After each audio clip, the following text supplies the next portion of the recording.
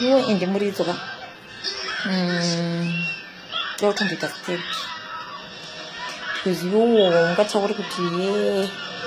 ndakafurirwa ndiani angakufurira panyaya dzenyoro ndiani angakufurira panyaya dzenyoro kuti inonobvisa group uri venyu yakadaro mundiudza kuti hanzi ye tikapedzera kuonana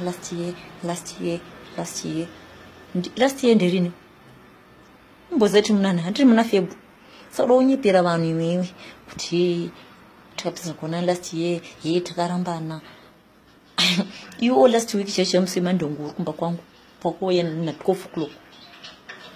wakutondiudza iwe kuti wakafurirwa tinyararirei tidzikamirei tastedi matotanga kufunga kuti zvinonchaita sei pamapampazi pozi wangu ataura kuti hanzi ye time yakatanga kusumuka mbiri ndiyo yakatanga kuitika zvinhu zvana Bev. Do you remember kuti taidya marose chikuadvertise show yako tichiita maroad shows ako mutaundi tichiita maclean up tichidya marose asina chinhu ndichingoti aiwa mume wangu zvichaita nichikumbokubatsira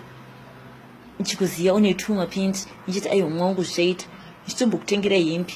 ichiti aiwa nhamo dai yakavharika itaonekera tese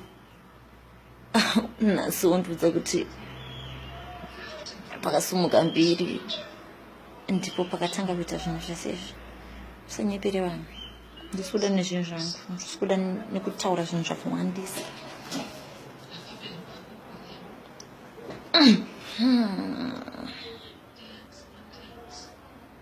ndisi kuda kutaura zvakawandisa because